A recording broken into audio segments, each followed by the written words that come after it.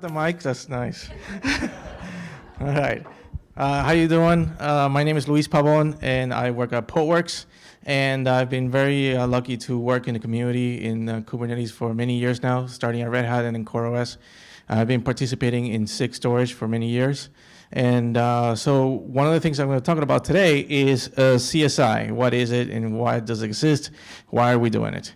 Actually, it kind of reminds me way back, I had a conversation with a group of students that came to Portworx one time, and they asked me, what is storage and how does it work? And you got 5 minutes. This is how much pressure I have right now. Okay, let's go. So what is CSI? So one of the things that happened way back when containers were first being used was that there was a conception that with containers, you did not want to use persistent storage.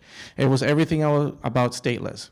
So everybody was using stateless containers, and everybody was very happy, and then people wanted to actually move their enterprise applications then to Kubernetes.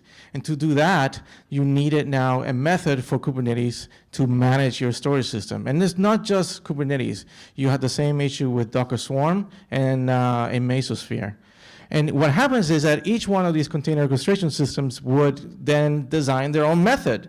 So this is our own APIs, and so now as a storage product, as a storage system, you have to write drivers for 3 different systems, for 3, Mesos, Docker, and Kubernetes.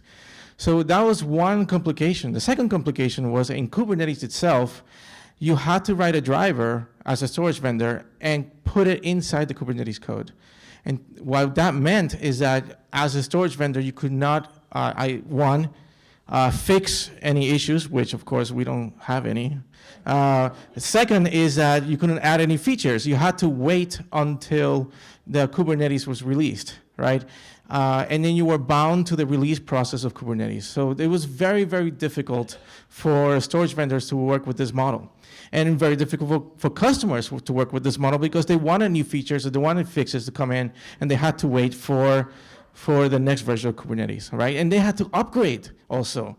They didn't, sometimes some of them did not want to upgrade their Kubernetes version to get the next version of the drivers for storage.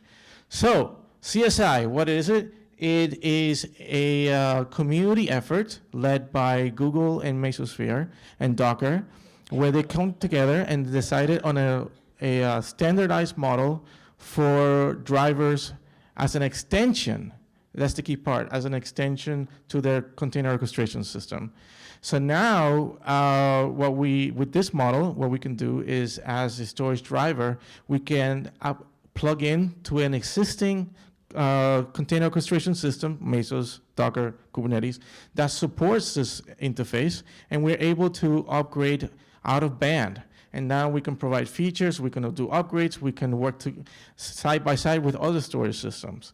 And so the really key thing here is that I've been participating in the project to not just define the interface, but implement it. So once we define it, that's all good, everybody can go home? No. So now we actually say, now we have defined it, this needs an implementation. So that I have done with a team from many companies working together, and we have added that to Kubernetes. We added it to Kubernetes, I think it was 1.10, it was alpha, and 1.11 is beta. And then next is that I know that Docker is going to be adding it soon, and Mesosphere also. So lastly is that Portworx, for example, is one of the example drivers that people use when they write their software. And also we participate providing testing software. So how do you know that your drivers are able to work with any of the container orchestration systems? We also provide that too. So any questions on the last 46, 45, 44 seconds? Go ahead. It's basically CNI, but for storage. Absolutely. That's actually, yeah. Oh, no, I don't want to. This is basically CNI for storage, and absolutely it is. We actually took a lot of ideas from them, but it's all gRPC based, including the name except for the S. No better way to say thanks than to.